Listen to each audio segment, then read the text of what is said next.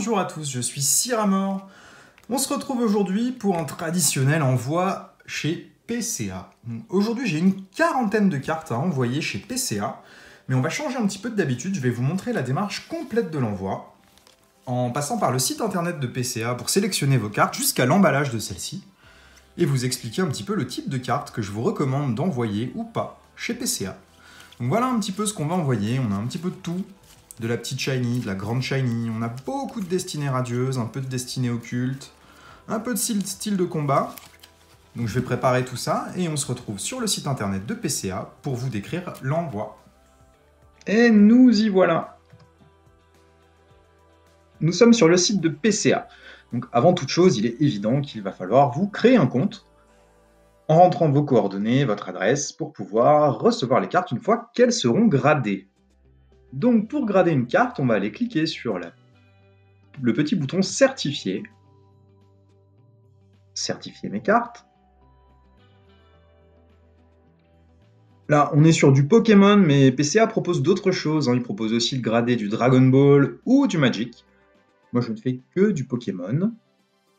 Et ensuite, vous allez retrouver les cartes par extension sur le côté. Donc, vous avez toutes les extensions qui sont disponibles, depuis les premières cartes Wizard jusqu'aux nouveautés telles que Destinée Radieuse ou Style de combat. Et vous avez également la possibilité de rechercher par nom de carte ou numéro de carte. Donc, nous, on va s'attaquer aux destinées occultes. Les petites shiny dans un premier temps qui sont dans la série Soleil et Lune. Donc Soleil et Lune, destinées occultes. Là, je retrouve ma liste complète. On peut les afficher soit par visuel quand ils sont disponibles, soit en liste. Je préfère les choisir en liste, c'est plus facile pour se repérer. Et la première que nous avons, c'est la SV8, c'est Goopix d'Alola. Le voici. On clique sur le plus et il s'ajoute directement dans le panier. Ensuite, on a juste à les sélectionner une par une. Alors, je ne vais pas toutes les faire, je vous montrerai la liste définitive, sinon la vidéo va s'éterniser et va durer vraiment des plombs, parce qu'on en a quand même beaucoup à envoyer. Altaria. On a un Tilton SV42. On a un Sepiatop en SV17. Donc, je les avais pas mis dans l'ordre, bien joué. Sepiatros SV18, etc., etc. Je vais continuer à sélectionner l'ensemble des cartes et je vous montrerai ensuite ce que ça donne une fois la sélection terminée. Voilà, une fois que vous avez sélectionné vos cartes, vous retrouvez sur la droite de l'écran la totalité de ce que vous avez sélectionné. Toutes les cartes que j'ai sont bien en français, les quantités sont parfois de 1, parfois de plus, je vous montrerai la totalité des cartes ensuite. Et on retrouve bien 43 cartes au total, avec le montant total qui s'entend hors frais de port et hors assurance. Si vous êtes sûr des cartes que vous allez envoyer, vous pouvez cliquer sur la petite étoile. Une fois arrivé ici, on va vous proposer pour chaque carte de la certifier sans notation, si vous voulez uniquement qu'elle soit sous un boîtier mais qu'elle ne soit pas notée. Moi, je trouve ça dommage, l'intérêt c'est bien d'avoir une note sur les cartes pour leur donner de la valeur. Et de bien vérifier la langue de vos cartes, puisque PCA propose de grader des cartes en français, mais aussi dans bien d'autres langues. Donc il faut bien faire attention que la carte envoyée corresponde bien à ce qui va être noté sur votre carte. Ensuite, pour chacune d'entre elles, vous avez une valeur déclarée à noter. La valeur déclarée a deux incidences. La première, c'est concernant l'assurance. Donc quand PCA va vous renvoyer vos cartes, si vous avez noté une valeur déclarée à 10 ou à 30 euros, vous serez remboursé à hauteur de ce que vous avez déclaré. Donc, la deuxième chose, c'est que plus la valeur déclarée va être élevée, plus le coût de la gradation va être cher. Le coût est identique, il est de 9 euros de valeur déclarée 0 euros à 49 euros de mémoire. Et ensuite, en fonction de la valeur de la carte, ça peut augmenter considérablement. Mais à côté de ça, si vous voulez envoyer un Dracofeu Wizard édition 1 chez PCA et que la carte se perd au retour, il vaut mieux avoir déclaré sa valeur réelle, quitte à payer un petit peu plus cher pour la faire grader, que de se retrouver avec un remboursement d'une quinzaine d'euros pour une carte qui peut en valoir 5 ou 6 000.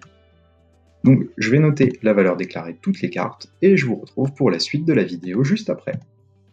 Et une fois tout ceci effectué, une fois la commande réglée, vous vous retrouverez sur un message vous proposant de vous rendre sur votre boîte mail sur lequel vous allez recevoir un bon de commande avec la liste des cartes que vous avez commandées. Et ensuite, on va passer à la protection des cartes et l'envoi qu'on va faire en vidéo ensemble pour que vous voyez comment envoyer les cartes de la manière la plus sécurisée possible chez PCA. Et voilà, une fois que vous aurez finalisé votre achat sur le site de PCA, vous recevrez par mail un formulaire d'envoi comme celui-ci, avec une référence, la liste de vos cartes, mais votre nom n'apparaîtra nulle part. Pourquoi? Parce que les envois chez PCA sont parfaitement anonymes, de façon à garantir que les notes attribuées à vos cartes ne soient pas définies en fonction de qui vous êtes, si vous êtes quelqu'un de connu, ou que vous parlez en bien ou en mal de PCA sur les réseaux, eh bien les notes de vos cartes ne seront absolument pas impactées par cela. Donc on va passer à la totalité des cartes que j'envoie, je vais vous les montrer. Donc je ne fais pas cette fois-ci d'estimation des notes, puisqu'à mon avis, toutes les cartes, sans exception, auront entre 9 et 9,5. Il n'y a pas spécialement de cartes qui semblent mériter plus ni moins, donc après on aura peut-être des déceptions et peut-être des cartes qui nous permettront d'être heureux sur les notes, mais en tout cas on devrait osciller entre 9 et 9,5 sur toutes. Donc, en petit shiny destiné occulte, nous avons Goopix d'Alola, Altaria, Tilton, Sepiatop, Sepiatros, Kyogre en Amazing, Yveltal Amazing, Bal Masqué 2 fois, Carolina, Charmy VMAX Rainbow, c'est la secrète de Destinée Radieuse, Monsieur Mime de Galar, Monsieur Glaquette de Galar. En petit shiny, j'ai décidé d'envoyer celles qui sont vraiment belles ou celles où j'ai les évolutions au complet sur une famille, on va dire. Donc là, j'envoie le Suicune, celui-là, il est vraiment magnifique, je suis super content de l'avoir eu. Hydragon, Hydragla, Ponyta de Galar, Goupilou et Roublenard, Chinchidou et Pachmila, un Moumouton. Ensuite, en grande shiny, on va avoir Gorithmic, Scolosandre, Salarsen, Messire, No Hexadron une fois, 2 fois et 3 fois, Métamorphe V, Moumouflon V, Salarsen VMAX 2 fois, et ensuite on passe aux autres séries. Donc là on a un beau Dratak Rainbow de Ténèbres Embrasées, une énergie capture de Ténèbres Embrasées également, un Messire V de épée et bouclier en full art, Stylix V de voltage éclatant full art, Jirachi Amazing 2 fois, Celebi Amazing, le Dracofeu en rare simple de voltage éclatant. Celui-là, je l'envoie parce que j'ai la carte altérée de moi. Et du coup, j'ai bien envie d'avoir les deux sous-boîtiers. Un Chifours alternatif de la série Style de combat. Bon, c'est la V, c'est pas la VMAX, mais c'est déjà bien. Et un Aldo en dresseur full art. Donc ces cartes vont partir dans la foulée suite à la vidéo. Je vais vous montrer comment je les emballe. Et je vous montre juste un petit détail, c'est que sur chacune des cartes, j'ai mis un petit post-it qui est collé derrière la sleeve, de façon à les sortir très facilement des top loaders. C'est le moment où on peut le plus facilement user les cartes en les sortant des top loaders. Donc grâce à cette astuce, ça évite que chez PCA, lorsqu'ils les sortent des top loaders, il y a une prise de risque tout simplement. Et dans 2 mois, quand les cartes vont venir, elles seront gradées sous boîtier comme ces deux-là. Alors ensuite, pour l'envoi, ce que je vous préconise, c'est un carton dans lequel vous allez mettre au fond du papier bulle pour que les cartes soient vraiment bien protégées. Puis les cartes emballées, elles également, dans du papier bulle, elles sont toutes dedans, que l'on va mettre au fond du carton. Et par-dessus, je rajoute un peu de mousse pour que les cartes bougent le moins possible à l'intérieur du papier.